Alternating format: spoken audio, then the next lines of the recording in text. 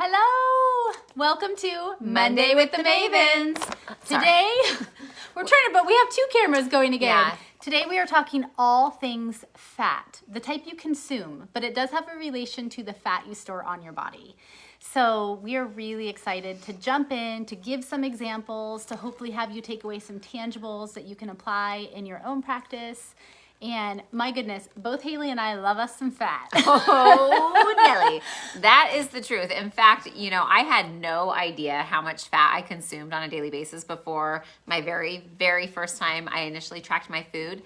And Emmy can contest, I was eating a lot. I mean, I was basically in ketosis. Only I ate carbs too, but not enough protein. Not enough protein. Yeah. So yeah, my numbers were, I was basically eating about 70% of my calories was coming from fat. It was all really good, healthy fats, but man, it was too much for my body. When it comes to fat, there is such a thing as too much of a good thing.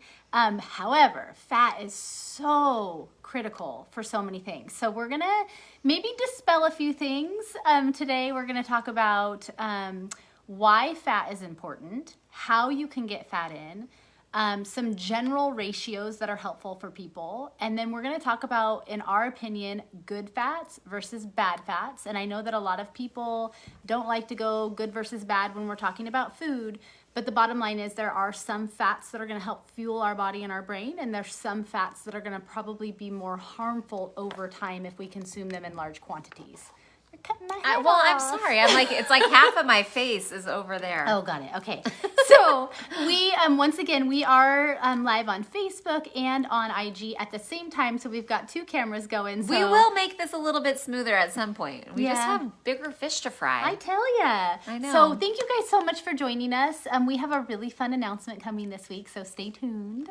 And we've had some questions that have come in today.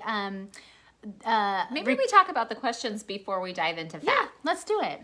Okay, first question that one of you guys sent in that you asked us to address on this live is it best, actually no, that wasn't the question. It was, is there harm in drinking coffee on an empty stomach?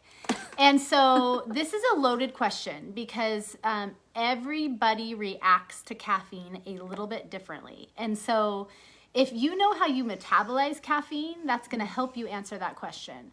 Also, some people have a fasting practice, which I think can be a huge benefit if done correctly, and they'll drink black coffee while in a fast. And so, maybe there's more benefits to the fast than there would be negatives to drinking the black coffee. However, in a best case scenario, if it doesn't cause you to break your fast, if you're already in a feeding window anyways, and you are having coffee and the caffeine in coffee can have a small spike on your hormones, specifically on your cortisol.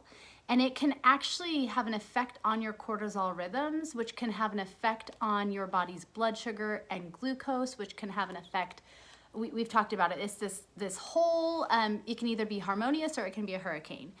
So that's good. That's new. I haven't heard you say that before. Ooh, we should do something with that. I like that. So best case scenario would be that if it's not breaking a fast, that you do put some fats and or some proteins. But if you do that, then you are breaking your fast. Just so you know, like you're only going to stay fasted if you're just drinking plain black coffee. As soon as you add MCT oil, nut pods, creamer, sugar, anything like that to your coffee, then you are breaking your fast. And I mean, we could literally do this entire live just on caffeine because there's some huge benefits to it if used in moderation, but there's definitely also some effects on your nervous system. I think that it's a tool that can be used responsibly. And there are some benefits to utilizing it in a certain way. So once again, if you are fasted and you really want that cup of coffee, yes, there might be some negative, small negative effects, especially depending on how you metabolize caffeine. However, the benefits of the fasting is probably more beneficial than you breaking your fast just for the sake of adding something to it. And that's just my opinion. Definitely do your own research. Yeah. Now, if you are not fasting and you're having coffee, I would strongly suggest you consider putting some form of a healthy fat in it and or maybe something like collagen or both. My very favorite current cup of coffee that I like to talk about a lot. I love to use, as far as the actual coffee itself, I love to use a medium roast, organic, high altitude grown coffee. That's real important. There's research behind that. And then I add, and this is like pretty foofy, but I add 1 scoop of chocolate collagen powder. I add 3 tablespoons of vanilla nut pod creamer, 1 drop of peppermint essential oil, and 2 stevias. And I froth it all together, and it is like magic in a cup. And it gives me a little bit of protein and a little bit of fat, but it's still less than 100 calories total. I think it's like 80 something.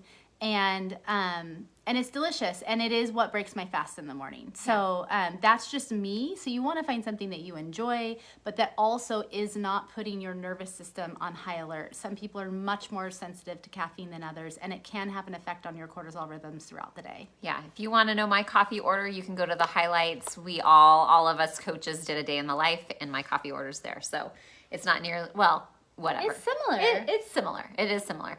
One thing I wanted to say too, and I think that this really pertains to a lot of people, that when you drink caffeine at any point throughout the day, the caffeine in your body becomes used to it, right? And so like a lot of people talk about, oh, I can drink coffee all day long and it doesn't affect my body. Well, at one point your body probably wasn't like that. At one point you probably did respond to caffeine a little bit differently.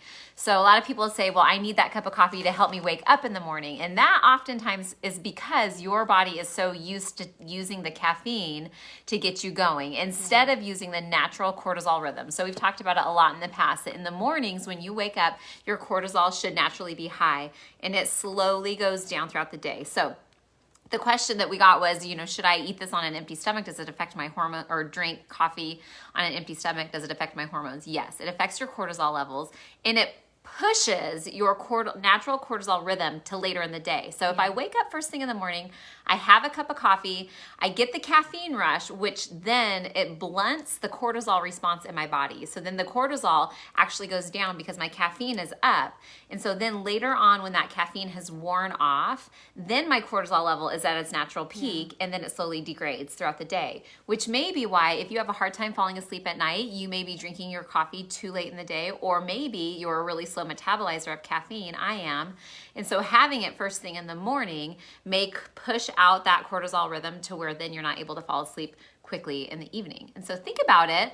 There have been lots of studies. They say if you drink caffeine, couple it with fat, couple it with protein, and also maybe think about pushing it out to later in the day. Maybe between like 9:30 and noon, maybe you eat breakfast first and then enjoy your coffee. Play around with it. See if it changes your energy levels in the day. Oftentimes, we will have a little bit of an afternoon lull. I mean, unless you're on a macro plan, and then you shouldn't. But you should have sustained energy throughout the day. But if you don't have sustained energy throughout the day and you do drink caffeine, see if you can push it to after breakfast, and maybe that will prolong your energy throughout the day. And just so you guys know, when we jump into fat here momentarily, we are going to talk about how having the right fats consistently throughout your day can really help satiate you, and can also prevent that mid-afternoon fatigue crash. So stay tuned for that. Stay tuned. Also, we had a question here, what kind of peppermint drops? That's a great question. So I personally use just doTERRA essential peppermint oil. I just do 1 drop, but Young Living has a great one. There's several really good oils out there. I would just suggest that you really make sure that you are getting a good, clean oil that you can actually ingest. Because some of the ones that you buy in the supermarket are made more for topical applications. So, or like spelling, what's that called? Smelling? Yeah, like when you put them in a diffuser. Diffusing oils. Yeah, like in a diffuser. Not always. What I mean is not always just for topical. For your skin, for like diffusing. Your olfactory. Yeah. That was funny. Anyway. I love that. Come to us. We know things. Okay, the other question before we really jump into fats was, and this actually has to do with fats, but it is, maybe we wait, because it's talking about how much fat should this person eat at each meal to help. I believe they were asking more about being satiated. And so let's hold on that, because we're going to jump into how that differs per person, and some of that is going to be determined on what your macro assignment is, if you're on one. And if We you're also- not, you should consider it. You should consider it, but I do have like some general guidelines for that too. Yeah. If you're not on a macro plan and you are wanting to know about that.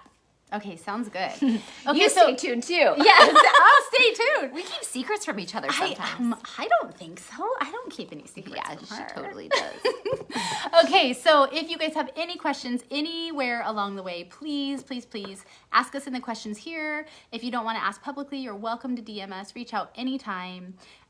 We've really been enjoying these. We are now housing these on our IG, on our Facebook, and we're also putting these, saving them on our YouTube channel. Historically, we've just used our YouTube channel as a storage space for all of our video content for education. But if you guys want to check it out, you can just search Macro Mavens, and we're really excited to start adding to that. So, Yep. Okay, so let's jump in. Let's first talk about why is eating fat important? What does it do for us? Yeah, well, so eating fat, well, having body fat is essential, especially if we are talking, and most of our audience is women. And so women typically have more body fat than men. It's just the way it is. It's the way we were made. And it's not always true. But what is important about that is our bodies, the female body, requires some amount of fat to help support our hormones. On average, 13% Yeah. is essential fat for a female. Essential fat. That is like what our bodies need to function at its best. In terms of your body fat composition. Yes. So like, you need a little bit, and that's okay. We have been trained as a society to not want any at all and to want our fat percentages to be as low as possible. And it's a little bit scary because if you get down too low, then oftentimes women will stop having a menstrual cycle, which is really damaging to your body. And there's all kinds, it's the hurricane, not the harmony, but the hurricane effect. And we don't want that. So we do need a certain amount of fat in our diets every day. And so there are a plethora of ways to get it. Most people don't have a problem getting fats into their diet. In fact, most people who are on a macro plan always talk about, I blow out my fats right away, or you don't have to search for them. You don't have to work for them like you do protein often. Often it's easy to get. But there are a lot of fats that are more healing than harmful, and I think we should get into that. But I do want to touch a little bit more on the benefit of eating fat. And so Haley talked a lot about the how essential it is that we have some body fat, and part of the reason for that is for hormone production. And so what fats do is they can really help protect our hormone harmony, and there's a lot of ways that that takes place. For women specifically, and we work with women and men, but women on average, and once again this is pretty individual, but on average roughly 30% of your overall pie of food, so fat, protein, and carbohydrates, roughly 30% is needed to be fat in order to allow your body to produce the level of hormones that it needs for hormone harmony. And that's on a daily basis. Like 30% of your daily intake of food should be coming from fat, healthy fats. Healthy fats, and we are going to get into healthy fats. And the other thing that I think is really important that not everybody knows is ingesting fat, and once again, healthy fats are what allows you to absorb vitamins from your food and vitamins from your supplementation. And so there are a lot of fat soluble vitamins, meaning that in order for you to actually take those in and utilize those from your food or from supplementation, they need fat to assist them to do that. Yeah. And we could get into the actual scientific process that's happening. That might bore you, but specifically A, D, E, and K, and those are really critical for functionality. And so fat in itself, in terms of how our body utilizes it for brain cognition, and then also for being able to absorb those vitamins it's huge. It's essential. And then the hormone production component. Without any of those things, so if you're depleting your body of the proper amounts of fat that it needs, then any and all of those systems in our bodies will start to degrade. And you don't want your brain to degrade, right? Because your brain is mostly fat. And we really need to make sure that the fat that we're taking in is healthy in order to support our hormones and all of the processes necessary. And then one thing we talk about a lot is we often will say, if you are eating some form of starch or carbohydrate, to couple that with a fat and or a protein, typically a fat and a protein. And the reason for that is that fat can actually help regulate the glycemic response that happens in your body when you're eating food. So if you just eat a carbohydrate alone, which carbs are important, they too are critical. We'll and talk there's a about time them and a place next for week. those. Next week, come back. But if you're just having a carbohydrate independent of fat and or protein, then what can happen is you'll get a spike in your glucose levels, and that'll have an effect on your blood sugar.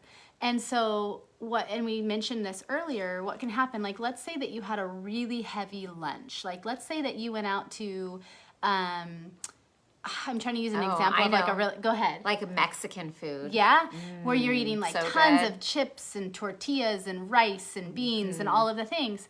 Well, if you, have a super heavy carb meal, your glucose is going to spike, your blood sugar is going to spike, and then that is soon going to turn into a crash. And that's where that afternoon fatigue happens, oftentimes. After lunch, 2 o'clock. Do you guys feel me on that? 2 o'clock is kind of rough for a lot of people. It can be super rough. And so it's amazing just by the act of balancing those meals and coupling some fat and some protein with your carbs and starting that way. Like it's very backwards in our society. You'll go out to a restaurant and oftentimes what is the first thing they bring to your table? Bread or chips. Bread, yeah. And then what happens is you eat those, not that you can't have those necessarily, but if you eat those first, then you're gonna get that blood sugar spike. And then what's going to happen is it starts this whole cascade, and in turn you're going to have fat storage. Whereas the simple act of coupling some fats and some protein with your carbohydrates is going to help keep that glycemic load much more steady, and you're not going to have the blood sugar spikes and the blood sugar dips to the same degree that you would otherwise. And it's going to really help in supporting your metabolism over time, and it's going to help you avoid some of the fat storage that could have occurred had you just eaten that alone.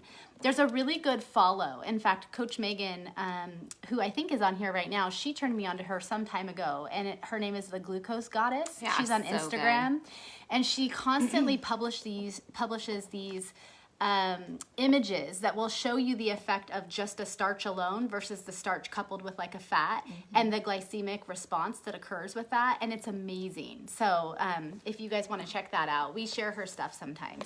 And not to go down this road too far because we really do want to focus on fats, but if you find yourself in a situation where, and it doesn't have to just be like the pre-dinner meal or whatever, but let's say that you let's say you're going to take your kids out to ice cream and you have an ice cream cone.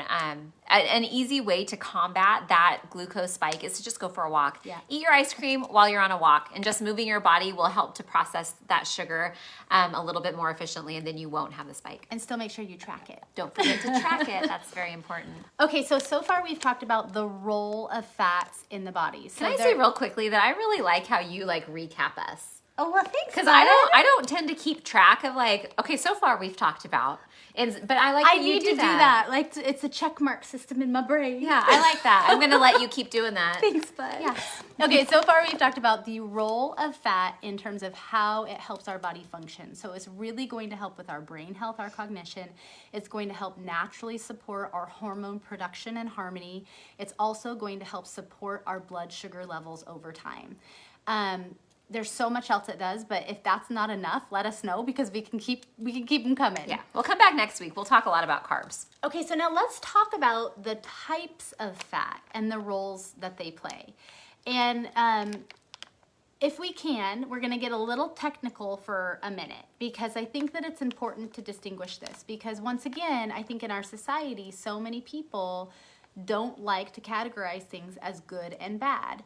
And I think that that's dangerous. I think it's dangerous not to in certain areas. And Haley and I've talked about this before, and that is not to say that you can't choose to have them because you absolutely can, but I think it is okay to evaluate a food.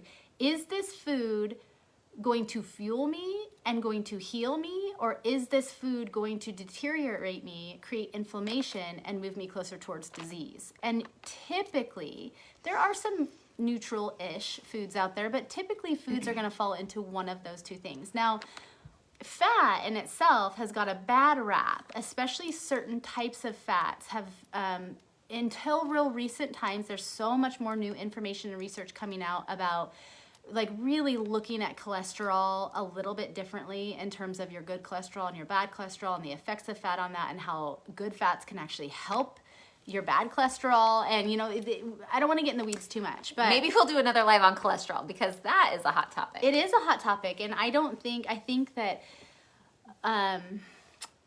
I think that people are starting to really get a little bit more open to the new information that's coming out. But I hope so, because cholesterol is actually necessary, you guys. It is necessary, yeah, especially good cholesterol. Yeah. And there's different ways to look at that, and there's some really easy ways to support that. One of them being to follow a macro plan that is supporting fueling your body, fueling your brain, getting adequate fats for hormone production, and making sure that you're protecting your muscle. Honestly, and it doesn't have to be too complicated. No. Okay, so no. Okay, so for types of fats, let's just start by talking about the difference between unsaturated fat and saturated fat. So within unsaturated fat, we're going to have our monounsaturated fats, and we're going to have our polyunsaturated fats. I want to put a focus on polyunsaturated fats because that's where our omega-3s primarily come from. And omega-3 fats play such a vital role in our health, specifically heart health and brain health, but in so much of our overall bodily systems. And so when you're looking at wanting to just simplify it down, I can really look at fats in like a couple of categories. If you're getting your fats from lean proteins and from healthy oils, so not seed oils, but things like avocados, or avocado oil, coconut oil, olive oil. If you're getting it from avocados themselves, if you're getting them in moderation from things like nuts, there's a lot of benefit to those types of fat for your system. If you're getting your fat from other sources that are from things like seed oils that are used in like fried foods, for instance, so really looking at whole food fats versus processed food fats. If you're getting your fats from processed food fats, that can create a myriad of inflammation. That doesn't quite sound right. It just creates a lot of inflammation that can oftentimes become chronic that you don't even realize you have. And then that causes a hurricane of horrible problems. Yeah, I like that. A horrible hurricane. A horrible hurricane of problems. And so really just looking at, when you're looking at the whole pie, let's say here's a pie of 100% of what I'm going to take in for my fuel in a day. And, we talked about protein last week. Looks like we have a question. I'll read it. You keep talking. Okay.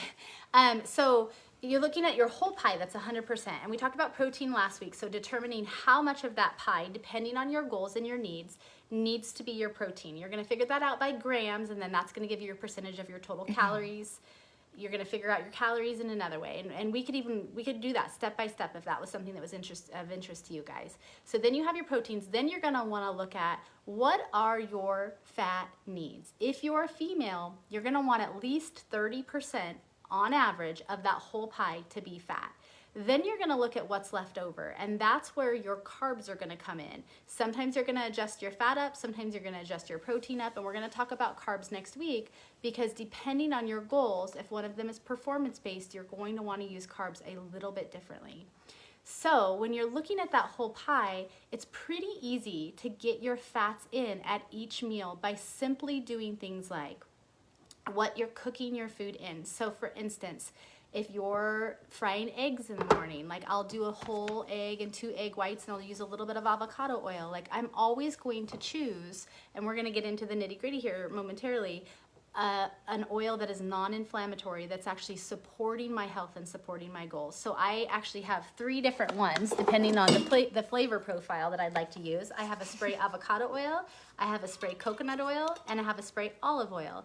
It's just a little spritz in there, but that you're going to add that fat into there. You can choose whatever types of meats you're going to want to meet your fat requirements.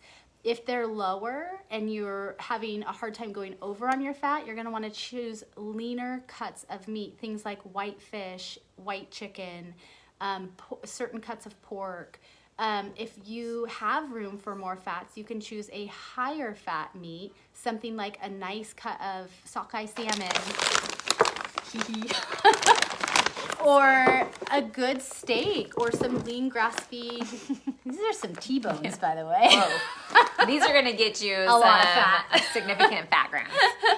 And so it's really easy to get healthy fats in throughout your day. In fact, I'll just ask you, Haley, like in a day, because you love fats too. I do. Like, tell us about where you're getting your fats from mostly. So I try to get most of my fats from actual food sources and not necessarily from, and I say that because I try not to, I don't want to waste my fat on something I can't taste. So even using a little bit of a spray avocado oil, I really try to minimize that because I would rather eat my fat than have my food coated in it maybe.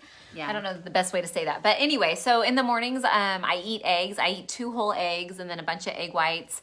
And so I get a fair amount of fat in my breakfast from that. I also, I get most of my fats throughout the day at lunchtime and different times. I love cheese. And so one of the things I'm not willing to give up, even if no matter where I'm at on a macro eating plan, if I'm even deep in like the bottom barrel of my cut, I'm going to have some room. I'm going to make room to have some cheese because that brings me a lot of joy. I don't know if you're like that, but I do just love me some cheese. So I get how I am with my chocolate. Yeah, so cheese, eggs. I love avocado. Now, I used to eat, and I'm not even kidding you guys, I would eat like at least 1 avocado a day. Like easy. Like I'd need a snack. I'd cut an avocado in half, salt and pepper, and I just would eat it with a spoon. It was very normal for me to do that. I don't do that anymore. And you know what I have found is I don't crave it anymore either. I don't crave the avocado because I used to be doing that in order to satiate my hunger. And I'm not, like when I'm hungry, I eat so that I'm not hungry anymore. I don't eat outside of like my hunger windows, which is normally breakfast, lunch, and dinner. That's just how my body has regulated itself. But I don't feel like I need a half of an avocado as a snack anymore. Yeah. Which I feel like I have like come a long way. That's produced a lot of freedom for me. And then if I do find myself, and this is the best day is when you are tracking your food and you come up to the end of the day and you're like, what? That means she didn't pre-track. Well, that's true. That's exactly what that means. Yeah. But I don't have to pre-track anymore Yeah. because I know, because I've been doing it for a long time. Yeah. But anyway, when I get to the end of the day and I realize that I haven't hit all of my fat grams and I get to go eat a handful of almonds or some macadamia nuts or whatever that looks like for you. I love to fill in the gaps with nuts. That's where I like to get my fats. So that said, I also enjoy a little bit of butter. Like if I cook a steak, I might put a little tiny bit of butter on my pan. I like that. So again, it's all preference. It's what do you like? Like if you love olive oil, then make room for it. You know, when I have a salad, I'm not the kind of person who's like, oh, I'm just going to put a little bit of vinegar. That doesn't do it for me. I do like a little bit of oil on my salad. So anyway. And I think I think that's a really good point because one thing we ask our clients to do is the thing about sustainability is it has to be something that can be enjoyed. And so when you're first starting a plan, or even if you've already started and you want to reassess, like go to the food overview and like highlight what you like and then play around with it so that you can hit your macros by utilizing the foods that you like. Now, if all the foods that you like are like super inflammatory and they're all processed, then I do think that like taking a step back and really looking like on a slow step-by-step basis what you can start eliminating, I think, and replacing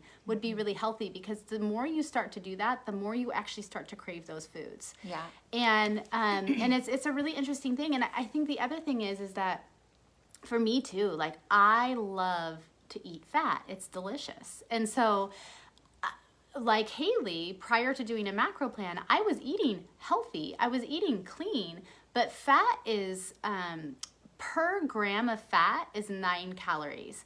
Per gram of protein or carbohydrates is 4 calories. So fat adds up really fast. And I was just simply eating too much volume and too much quantity of fat, and my body didn't need it. And so now that I know what my body needs and in balance, I'm more than satiated. Yeah. And I'm fueling my body and my brain, but doing it in a way where it's not going to store the excess as fat. And so it's just really figuring out what you like, what your body needs, and then putting that into a formula so that you feel satiated and that you still enjoy your food and that you don't feel restricted, so that once you reach your goals, you can be in a maintenance. And so it's very doable, but I do think that sometimes people try to put themselves in a box that works for somebody else. Yeah. And you need to identify, like, what do you enjoy, and then make it work. Yeah, and I think too, like, I remember being really nervous, like thinking like, I'm not going to get to enjoy the foods that I love if I'm on a macro plan. Like, it's going to be really restrictive. And it's not. Like, you make room for the things that you love. And what I have found is that my body, and probably more my brain, but my whole mindset has shifted to where I don't need to walk through the kitchen and grab a handful of walnuts anymore. Like, I don't even want that. Like, can I set a bowl of walnuts on the counter and walk by and not even desire it? I can. Yeah. And I never really thought that I could do that, because I always chalked it up to, I just don't have the willpower. Well, it's not always about willpower. Sometimes it's about desire. And I think that it's important to understand that when you shift and your body is pretty balanced and your energy is sustained, then all of a sudden that willpower it doesn't even become a thing. Like, you just don't need it. Your body just doesn't want it.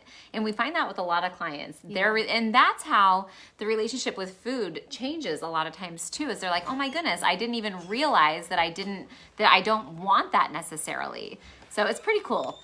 And my boys just walked in the door, so just FYI for the background. Hi, guys. Oh, we may get a little. You can say hi real little quick. snug real quick. Hi.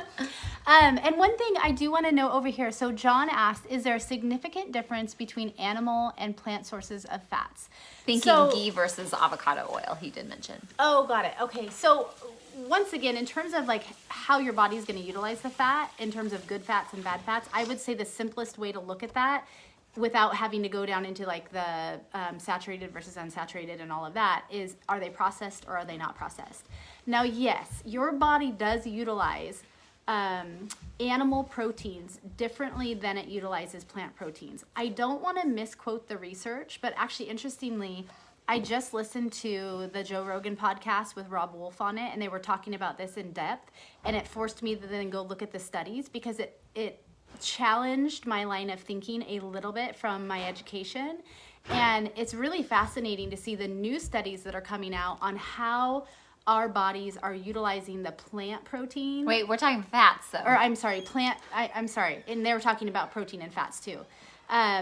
They were more talking about proteins though, not fats. So I guess you can scrap that. But it has to do with the fat coupled with the protein coming from a plant source versus coming from an animal source. And so your body does utilize it a little bit differently, but without getting too far into the weeds, I do think that it's important that you're really just looking at whole food fats versus processed food fats. Yeah. If you can just distill it down to those two differences, and then you can be getting an adequate volume, but not too much, staying within your macros and focusing on those whole food fats. And we're actually going to jump into some examples here in a minute.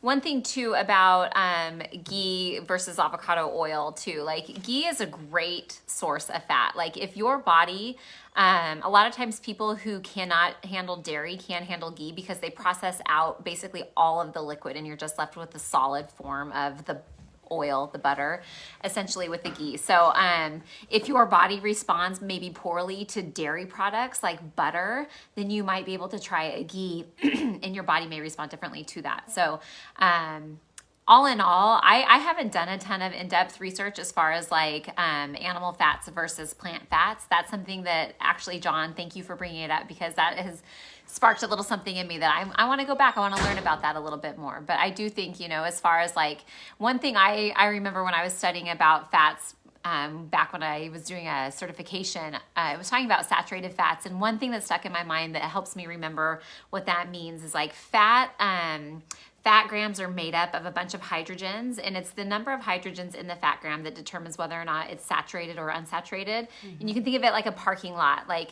there's all these slots in a parking lot, and if there's a car in every slot, then it's saturated, right? That makes a lot of sense. Well, it's the same thing with fat grams.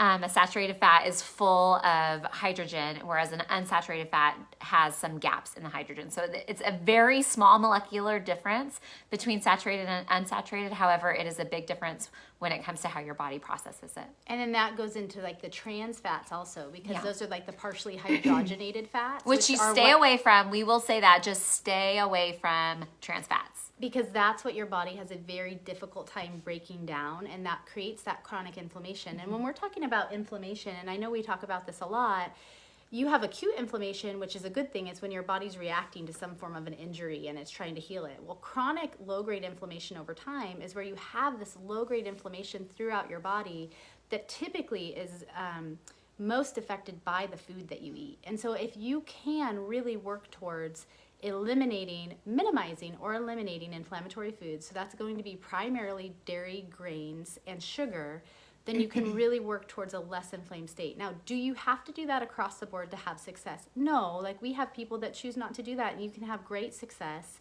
if you're still meeting your macros. But what it does do is it lends towards longevity. And so even the conversation on like butter and cheese, like there are things that I still choose to have because I really enjoy them, but I have them in moderation and I make sure that they're tracked.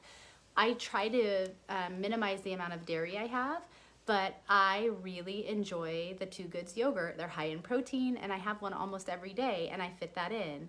I also, I like Kerrygold grass-fed butter. I feel like my body doesn't respond to it the same as it would to some other form of dairy. So it's really what your body, how your body utilizes it. So I think those are all great questions. I do think that we should jump into some specifics. So we just grabbed what was, we didn't plan as far as like what we were going to have available to show you guys. So we just grabbed some things from my pantry and from my fridge. And let's just start, at the morning. Let's just start with this because Emmy already talked about her coffee. If you don't know what nut pods are, if you're looking for a replacement for your coffee creamer, let's say you use Coffee Mate. I am not saying this tastes like Coffee Mate. It does not taste like Coffee Mate. This is actually delicious. Yeah. I also don't care for Coffee Mate. It's a little bit too sweet, but this is it's coconut and almond oil. It's a blend. Milk, coconut cream, almonds, natural flavors. That's what's in it. And it is 1 gram of fat per tablespoon. And so I don't know. This is I use it in my coffee every day. It comes in other flavors, hazelnut, cinnamon swirl. I haven't tried the cinnamon swirl. Yeah, it comes in some sweetened ones too. Like if you need a little bit of sweetener in your coffee, I think there's one that's like a cookie something, and you can get them on Amazon, you can get them at Target, you can get them at natural grocers. You can buy these basically in any grocery store. And, if you are struggling to get your fats in, which we do have clients that struggle getting their fats in, and I know that's not a problem for Haley or I, but it does happen. And a good way to do that, you can add some extra fat to your coffee if that's something. You can add something to tea if you're drinking tea, like an MCT oil. You can simply shift out the types of meats that you're eating a little bit. You can add a little bit of extra olive oil to your veggies or your salads.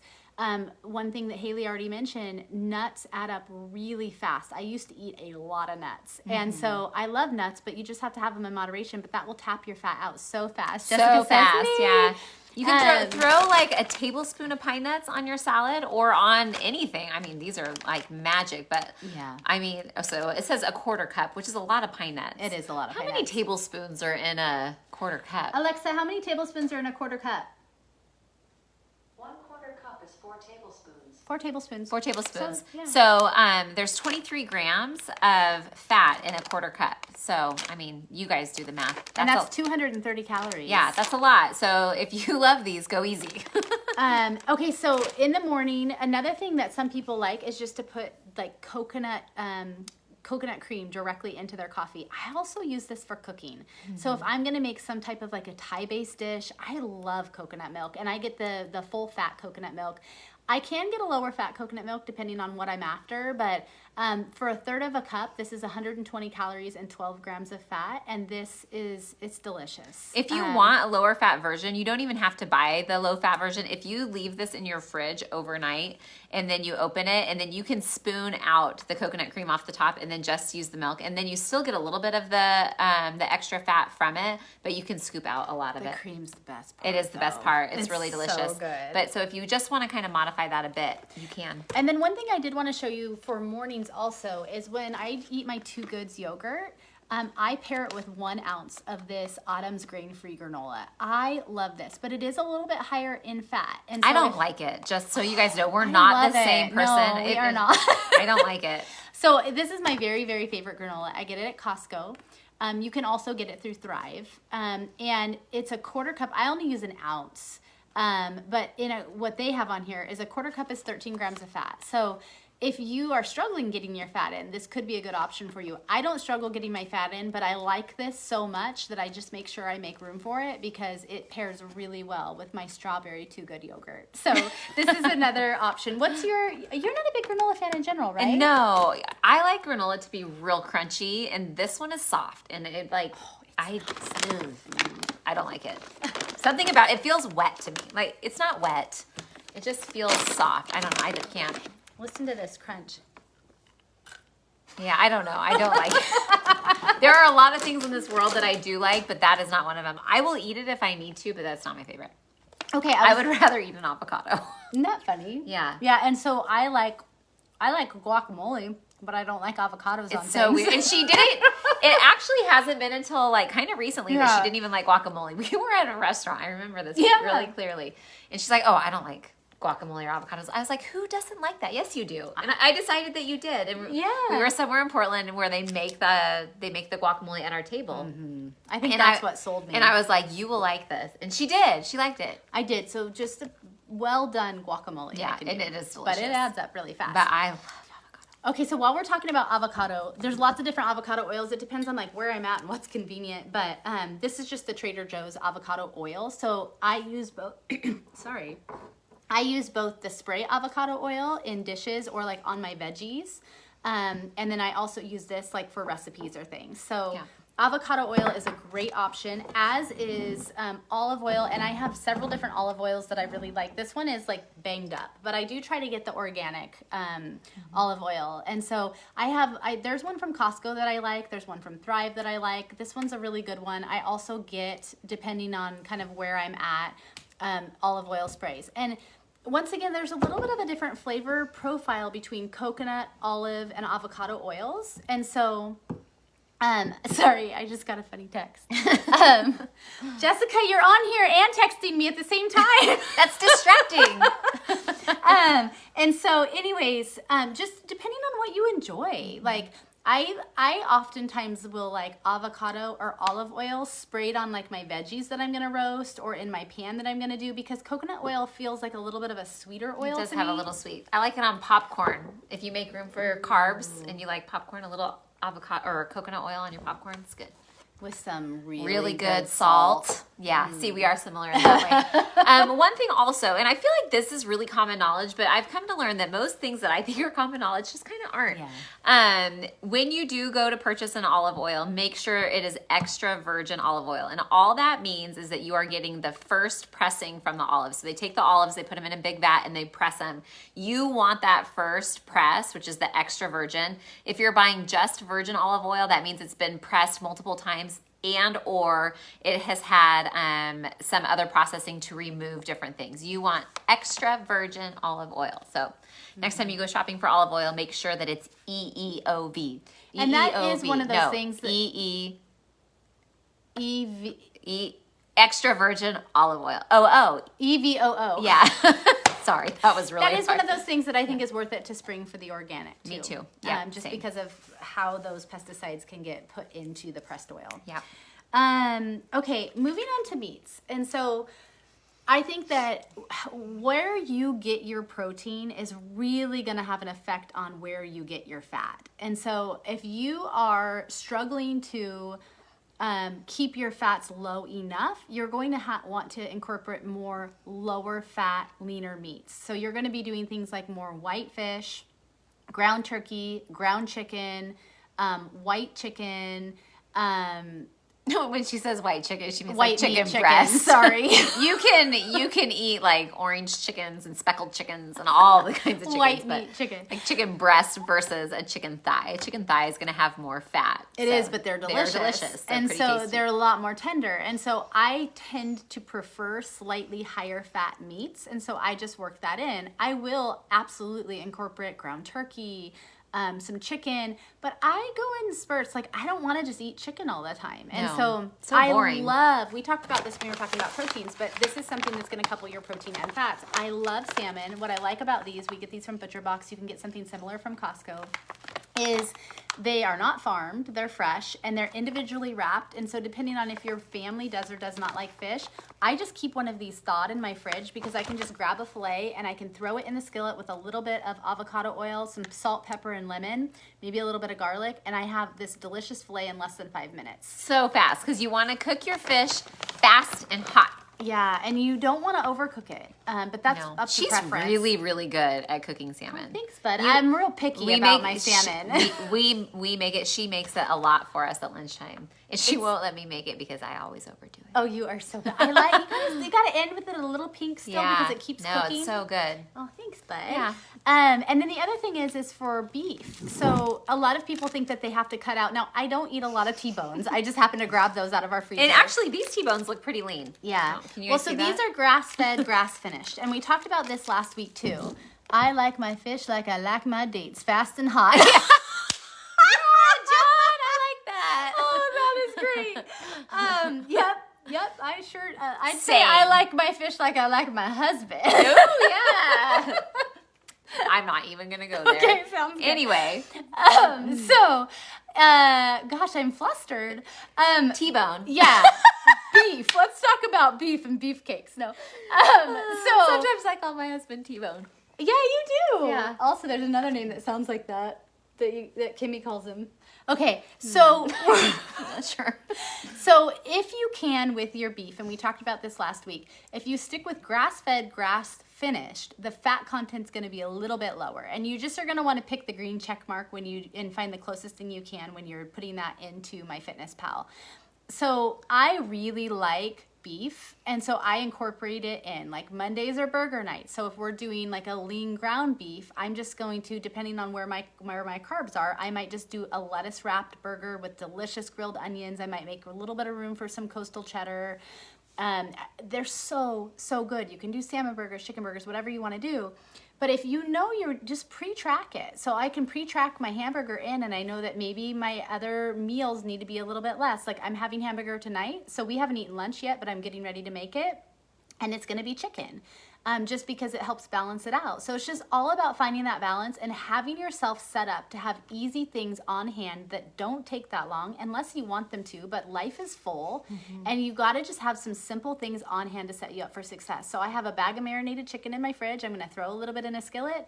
This morning I knew it was burger night, so I have a couple of pounds that are thawing. And so it's just setting yourself up so you don't have to overcomplicate it, and that you know you're going to have balance throughout your day. Yeah, it's all about keeping it simple, because if it's not simple, that's not sustainable. Totally. I'm all about simple. Ooh, look at you and your alliterations. Alliteration? Alliterations. Yeah. Teacher. Yes, she is. Okay, what else about fat? Well, there's one thing that I want to make sure that we cover, and we don't even need to talk very much about it, but we get this question a lot, and I think it's important because there's a lot of information out there, and people who have been, curious about being on a ketogenic diet. And a ketogenic diet is very high in fat, very low in carb, and fairly low in protein, actually. And so we get a lot of questions like, can I be on a macro program if I'm on keto or if I'm coming out of keto? And that's the important question. And the answer is yes. We have tons of clients who see incredible success coming out of keto. And it's not something that we would just like take a client who's been keto for a long time and then throw them like a ton of carbs. We wouldn't do that. It's a slow roll. So anyway, if you are curious, if you've been on a ketogenic diet, if you're currently eating keto and are curious about it, just let us know. Drop us a note.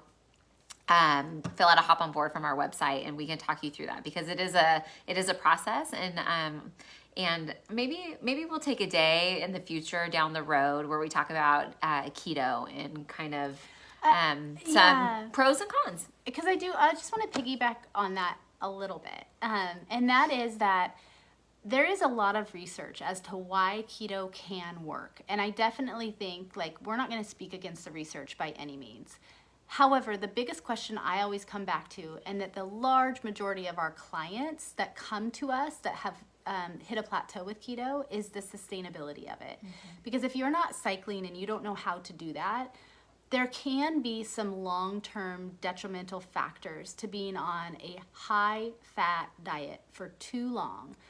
And oftentimes, unfortunately, when people are doing keto, they're doing what I call like dirty keto, because they're just thinking like all the fats, and they're not thinking about the quality of their fats, and they're not thinking about needing to get quality proteins and then appropriate vegetables in there. And so like there's this whole discussion on that, but what can be really damaging is over time, the relationship, the hormone relationship, especially for women, when you're looking at things like their progesterone values and infertility, there's a lot of information out there. So I guess I just say, if you are listening to this and you have followed a ketogenic diet for a long period of time without cycling off of it, really do your research or ask some questions, because we've seen time and time again.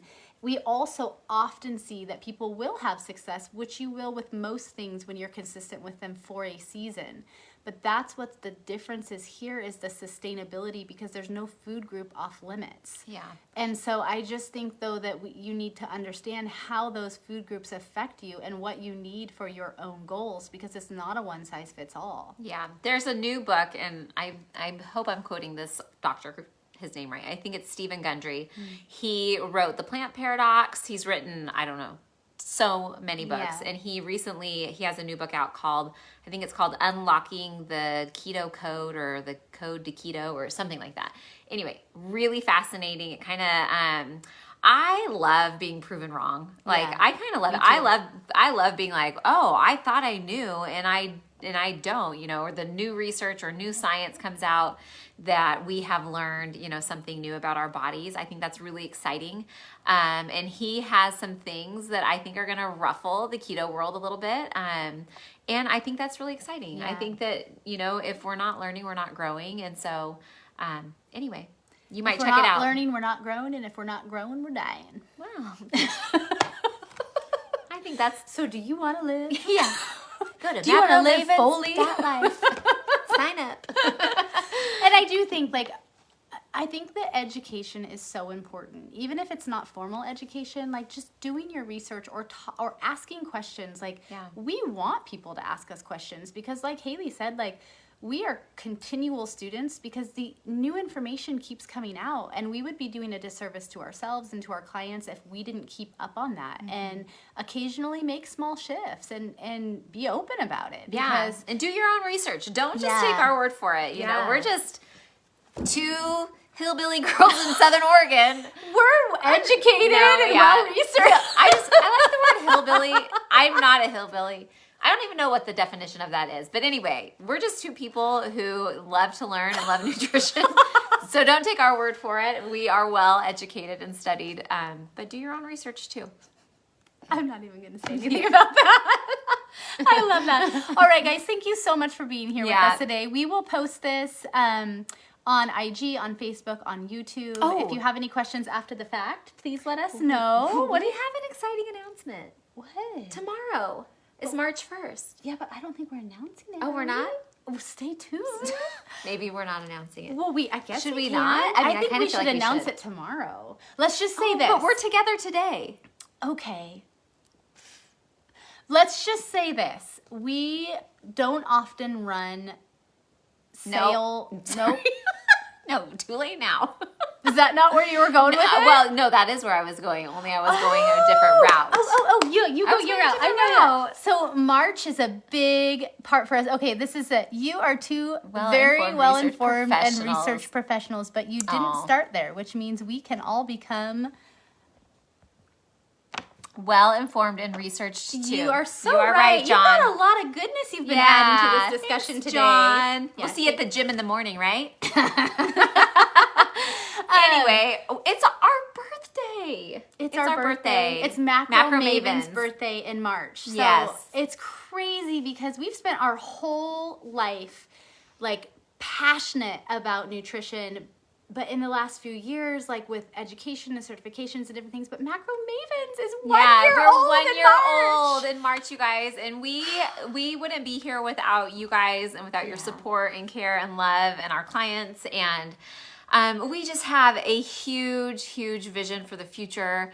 It is really exciting. We have so many plans and just exciting new things to bring to the table and to share with you guys, and hope that you partner along with us. And we're so thankful, like the clients that have come in this last year, like we've got to make hundreds of new friends and like see transformation after transformation. And it is because of you guys that we get to do what we're so passionate about. And like Haley said, like we've got big plans. We're only 1 year in, and like it's just like a dream in the making. And we have amazing coaches, and we have some additional services that we're going to be launching here in the next year. And we have a big announcement tomorrow that will... She maybe gave you a hint. I gave you a hint that will that we're excited in celebration of our 1 year anniversary. Yeah. So stay tuned for that. Have a great week. If you're curious about macro coaching, you can go to macromavens.life. Click the hop on board button. Doesn't commit you to anything. It just starts a conversation. So anyway, have a great week, guys. We love you. Bye. Eat your fat. Yeah, track it.